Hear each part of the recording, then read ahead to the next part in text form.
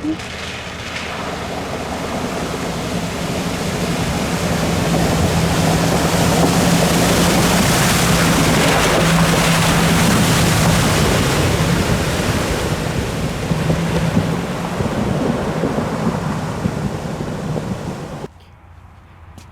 guys, I'm Florian. Hi, I'm Claudia. And we are traveling with a 4x4 Sprinter van. We started with the long-term travels 2.5 years ago. And the first long tour was 365 days, exactly 1 year, with our Unimog. And then we changed the car back in Germany, and now we are traveling with the Sprinter van since 7 months, crossing Central Asia.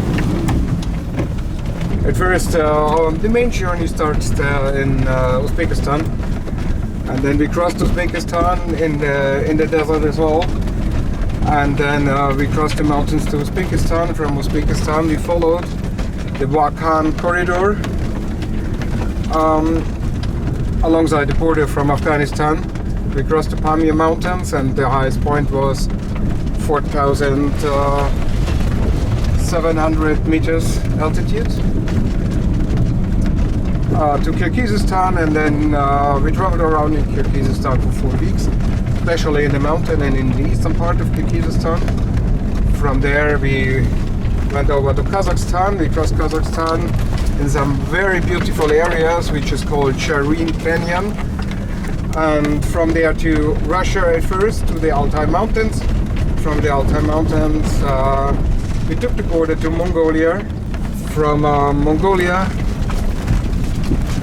we crossed around 4,500, 5,000 kilometers in Mongolia, down to the south in the desert Gobi. Okay, and from there to northern Siberia, so central Siberia, on the Baikal Lake. And from there definitely in the north of the Baikal area, where this street ends. So then we turned back, we crossed Russia. It was around about 6,000 kilometers, something like that. And now we are here in Poland, and our Central Asia tour is now finished.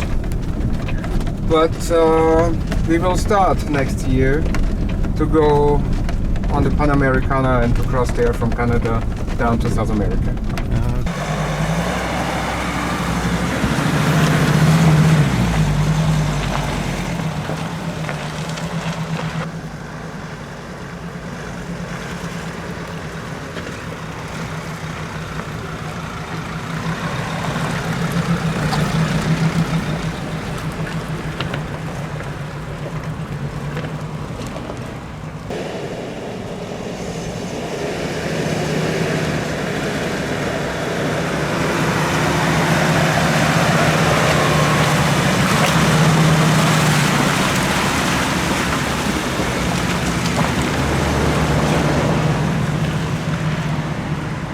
So Florian, this is your beautiful Sprinter, 4.6 tons, right? And maximum load 4.6. Maximum load for 4.6, yes. So overall, what do you think about the Sprinter van after all of the journeys that you performed with other cars, which we'll speak about later? What do you think about Sprinter itself? After, I will say, more than 20 years travel experience, for me it is, I'm really surprised, because it was really the best long-term travel car I ever had. I had three Land Rovers over 15 years, a TDI, TD5 and the TD4 at least, the long wheelbase, the 130, and we converted these cars into camper vans or into small camper vans.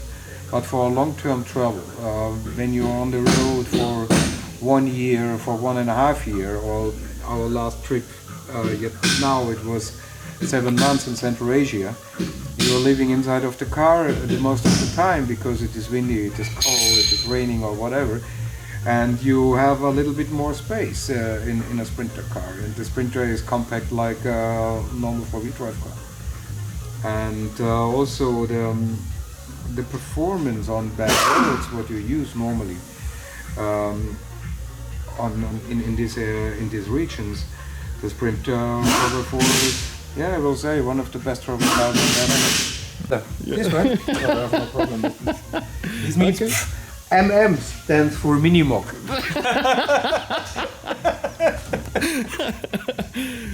So, okay, so what is the engine in this car? Which... The engine of this car is one of the, I think, one of the best generation what Mercedes ever built and developed. In this case, it is the 5-cylinder 2.7 CDI, and this engine is running well, and never we had a problem in any way. Especially with a really bad diesel and in Uzbekistan and in Tajikistan, also in Mongolia, where you had diesel with great and high sulfur percentage in it, because the electronic of this car is more or less minimized, and there is no DPF in, and there is also no catalyst in, because this car is registered as a truck and you don't need it. So the European standard is Euro 3, and this is really working well. What we did on this tour is that we changed the oil after 5,000 to 7,000 kilometers because these bad diesels is not really good for the engine, and so it's good to do this.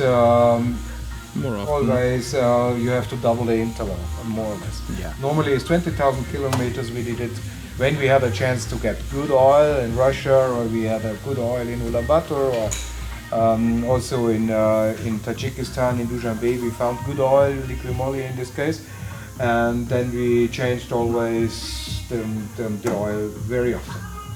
The oil consumption was down to zero. On this whole trip, I think it was O2, maybe O3 what they filled in on it. But this engine is quite a really good engine. How did the front perform on your journey? What did you do to the car? And what we can show from underneath now? The front performed very well during the journey. That was not really a problem. Because we modified the suspension before we started our tour. And what we did, at first we changed the rims, so we have 16-inch rims on the Sprinter, which is more usual, and then also what we did is that we have two 1585 tires on it, and we used the rough profile. We used empty tires. But on 35,000 kilometers, we had just one puncture, and so it is very important to have really new and stable tires. What you have to. What we did as well, it was the Sprinter itself. They have a leaf like that, which is a big point of the Sprinter cars. And we additionally modified the front suspension with coil cover seal. So in the front we are using Sachs Supersport, the heavy duty version. And additionally we supported this with these coil springs here, also in heavy duty version. So they are just plugged in on the normal shock absorber.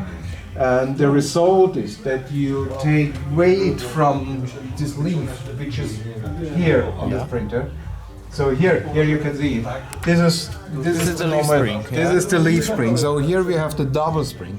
The normal Sprinter they have single spring, but we have the double one. And additionally, if you support this the adjustment and also the wheels and the front suspension with these coil springs here, then this is not so stressed anymore. And the driving comfort is much more better. So, did you ever face any real difficulties with the all-wheel drive from the Sprinter? Yeah, we had one problem in Tajikistan because this is Obereigner version with they have two gearboxes in the Obereigner. They have one version where the low gears are included here in the main gearbox, but this is the version where we have an additional. And the low gear was blocked, and so it's stuck in the low gears. The problem we had was that we had a problem with the vacuum pumps, and then we went in a workshop, and but we find it. We find the spare part in Tajikistan, and also the problem was sorted out after 4 hours. So that is an advantage what you have with the Sprinter. Yeah, that's obviously. You can get parts pretty much everywhere. And people who travel so much, they would not expect probably that in Tajikistan this can be fixed in 4 hours, right? Yeah, that was just a telephone call, and we went in a normal workshop. It was not a Mercedes-Benz workshop. And then we found it after 4 hours. Okay. Okay. And that is, it's good. So also we had a problem here, but this is now completely new. Okay, this is done here. Yeah, this bearing was completely done after mud, water, sand, mud, water, sand again. So that was quite a damage, so we renewed this. But this is the first time that we do this after 160,000 kilometers. So that's a good Yeah. good thing actually. That is not a real problem. That's not a real problem. So the leaf springs from original Sprinter, which had 160,000 kilometers. 160,000 kilometers. Yeah. This is the original from the Sprinter, yes. Okay. And normally they have 3 leaves for the heavy duty version, the 4.6, what I have. And we added also in, no, it was not in Tajikistan, it was in Kazakhstan, in Almaty. We added this one here. It is not original, right? This is not the original one, but in these countries you find a lot of workshop and they can help you. But this was just a solution that we can move on and to continue our travel. Okay. Now we have a much better solution because after such a long time and with a car which is the most of the time it is heavyweight, it is fully loaded normally, and the travel weight of our car is 4.2 tons, included 100 liter of water, 100 liter of diesel, and 2 persons. So it is not a lightweight car, but for travel cars they all have between 3.8 and 4 tons, long-term travel cars. So now we have a completely new springs, and additionally we added this one here. This is the gray. Yeah. It's a special developed, and now combined with the 4 shock absorber system, I think we have a proper solution. This is just a video what I sent a friend of mine, how the shocks was, in which condition the shocks after 3,000 kilometers in Pamir Highway. Look at this.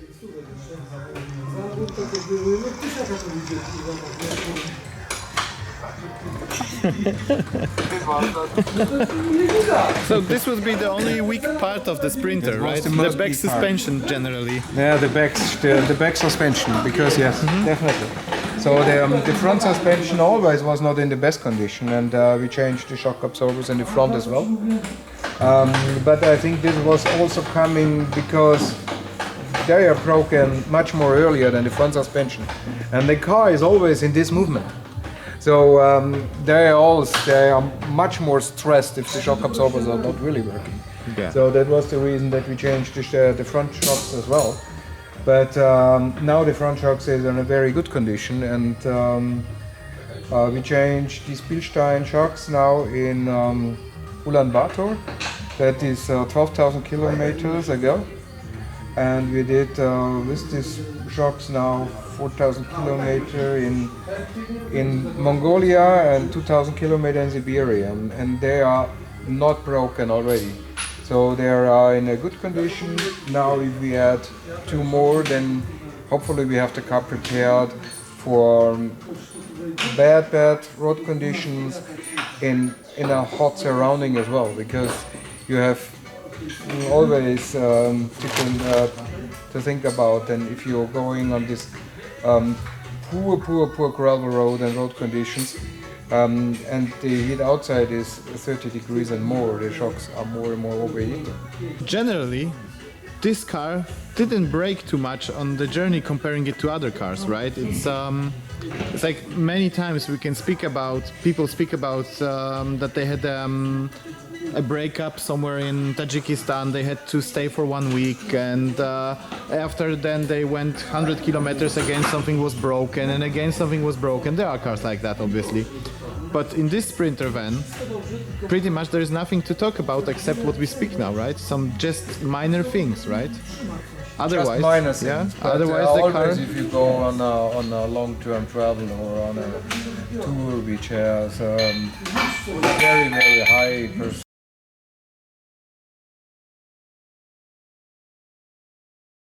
We left Germany late February last year. The car was very well prepared anyway, but we had no real outstanding problems except the suspension, and that was, for us, it is a learning by doing factor, because that was our first really long and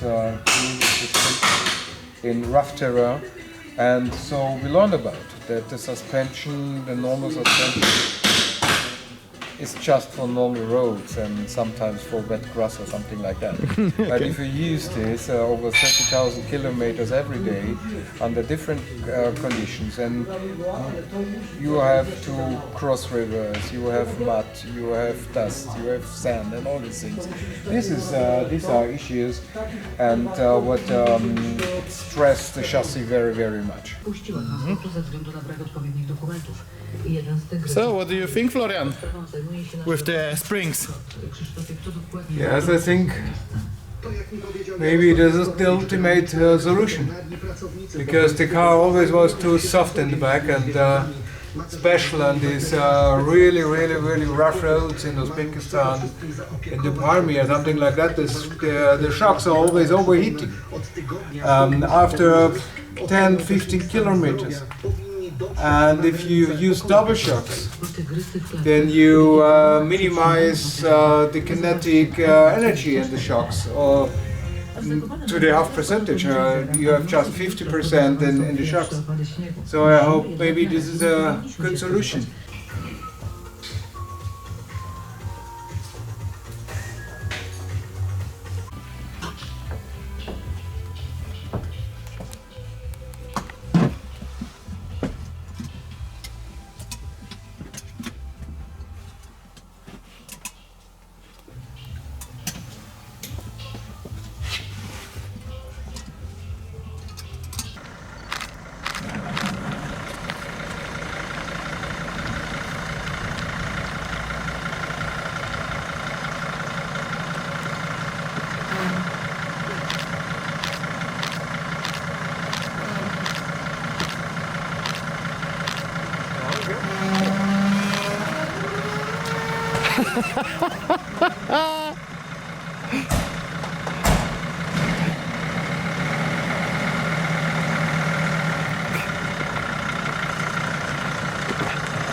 Adventure van Euro Express, Florian and Claudia. No plan is a good plan. They are ready to go again. What about the ground clearance of this car? You think the ground clearance is enough for a journey like this? And this is what we spoke in Tatra Mountains, yes? You said that all you need is a good ground clearance and a good wheels probably, and good suspension, right?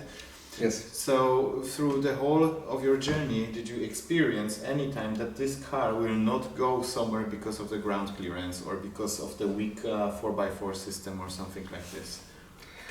We have a protection plate underneath the front axle, and we touched this plate, I think, maybe 4 or 5 times, not more. So the ground clearance of the Sprinter van, and believe me, it's more than you have in a Defender. Yeah. You can measure it out. Yeah. And if you fit the car, especially a Sprinter with the right wheels, so, and the rims, we have 16-inch and to 1585 as our tires, then that is enough. That is really enough to do 95% of all the roads what you're using when you are traveling. Okay, so how many times did you really need 4x4? How many times did you really need to turn on all of the axles, diff lock and everything, plus minus, in 33,000 kilometers? How many times did you really use it? Because that's an important question. Many people do the Land Rovers, Toyotas, they kit them out, they put diff locks and everything, and if they use it, you know what I mean? It depends always where you go. Yeah. So if you go in an off-road park or something like that, the Sprinter is not a car where you have to go in the off-road park. It is also a big part of the Sprinter to go in the sand, especially our Sprinter, because the car is too heavy.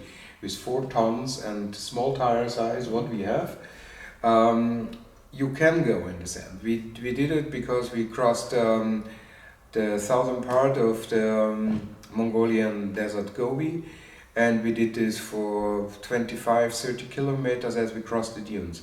But it was not very steep and also not in downsides. So we did normal, soft, sandy roads. For this, the Sprinter is okay. And also we used the 4-wheel drive, and especially we used the low gears for this car, because the gear ratios in this car is a little bit too much. It is more for traveling on normal roads. You have low RPMs and things like that. This is working well, but your question was in 35 kilometers. How many kilometers did we use the 4x4? Yeah. And I say maximum 30 kilometers. Maximum 30 kilometers. So we usually use the low range from the car. The low range we used very often, because especially in the Pamir Mountains, where it is very steep, we had more than 20%, 25% sometimes. And for this you have to use the lower gears. But if the ground clearance is enough and you have good tires on the car, you don't know really the 4x4. Okay. Especially if you're turning in a very, very tight corners in the mountains, then you can't use the 4x4 because you have to be very, very careful that you not damage the drivetrain in this way. But we use the 4x4 on really muddy roads, but just to do the different sections or something like that, and then we switched it off again. Okay. Because we have twin tires in the back, because that is the only solution what we can use for our car, and you have a lot of tractions with the twin tires. Yes. And the right tires. If you use normal road tires in this condition, you're stuck. Yes. But also a 4x4 doesn't help in this way. Yeah. So maybe last technical question, because many people ask about the double tires in the back. Many people buy 3.5-ton Sprinter, first of all because of the driver's license, but second of all because they are a little bit afraid of the double tires, because there is a legend that says that all the time you have to remove the tires and you have to remove the wheels and take out the stones from between them. Many people say that this is often. Yeah, I think this happens in the off-road park very often, but on a journey like yours, did you ever experience that? Because you went through very rough terrains, very rough roads, stony roads, muddy roads, etc. So did you ever have to take out a wheel to remove a stone which was between the double wheels? No, definitely not. Okay. And we did thousands of kilometers, more than an off-road park, Yeah. especially on gravel roads. Yeah. Because as we started in Uzbekistan and then later on in Tajikistan, you have to drive along the Pamir highway. It is 1,500 kilometers, and we did some side steps from the main road also, and we never had stones between the twins, never. Also we had no puncture over 33,000 kilometers. No puncture. Just one small puncture on the right front wheel, because this was the reason was a vodka bottle where I touched on the normal road, but obviously. not definitely from stones or something like that. Do you think that exactly this Sprinter, doesn't matter if it's 416 or 316, we don't speak about the weight capacity, is this a good car to travel, for example, around the world? It is always a compromise. That is what I said. But if you look for a good compromise, then it is the only car what you can use. Definitely, there are the vehicles as well. So they are also good cars, definitely. But they are the old one. They are smaller. The big advantage of a car like this is that you have the old emission regulations. So especially for these areas where we traveled. You have to use a low Euro norm because the Euro 3 is you can use it all over the world because the diesel quality, especially in the countries in the Stan states and all, especially also in Mongolia, it is very, very poor. You have a lot of sulfur inside, and you are also traveling in higher altitudes because in Pamir. We spent more than 2 weeks in altitudes between 3,000 and 4,500 meters. And if you have a car with a DPF and catalyst and you're always driving with lower RPMs, you're very, very slow because the road conditions are very, very bad, then the car will be blocked from black smoke at least. Yeah. And especially the things what you have as cars with a lot of electronic, like the new cars must have now in Europe. So this is a big disadvantage. Nobody can help you if you have an electronic default in the car. But we never had really serious problems with this car. The car was running, especially the engine. Yeah. And the engine always was powerful. And also with all the bad diesel quality, the engine was running very, very smooth. Okay, that's good. Okay. Yes, minutes. Yeah. So, from what we know, Mercedes is global mark. You can buy it everywhere. So, did you experience any difficulties with parts availability on your journey? Never. We had some small repairs what we have to do. Rubbers for the stabilizer in the back or something like that. Mm-hmm. But especially in this area, especially in Central Asia, we could find all the spare parts in minimum 1 day. So we went into a workshop because the rubbers of the stabilizer was completely down and one of the adjustment of the stabilizer was broken. Mm-hmm. And we went in a workshop. It was a free workshop on the right side of the street. We stopped and we asked the mechanics, maybe you can help us, and I showed him the problem. And he said, yes, wait 1 hour, and then he came back with all the spare parts what we need. So sprinter parts, especially from the old car, mm-hmm. They are available in the most of the countries, and especially from the old one. This is definitely a big advantage. So we met people, in the workshop, they used Defender or they used Toyota Hiace 4x4. But the main problem of these guys was they waited for the spare parts, and if the spare parts are not available in the country, what you cross at the moment on your tour, then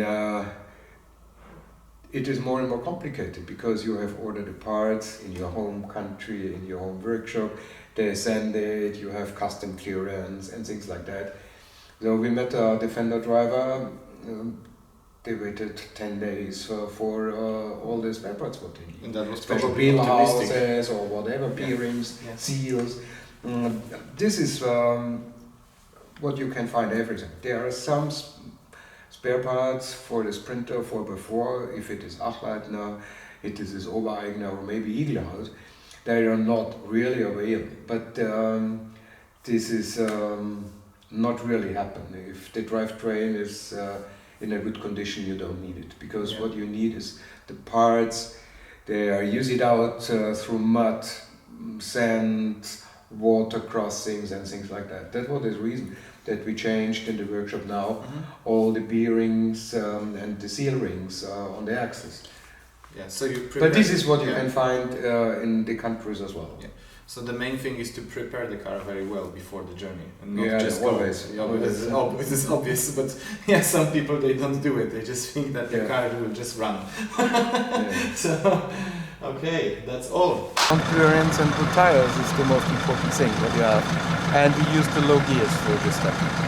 So the low gears is more important than 4x4 generally. In combination with a good ground clearance and good tires. Yeah. Yes. Perfect. Okay, so Bye. it was nice to meet you. Bye bye. Bye.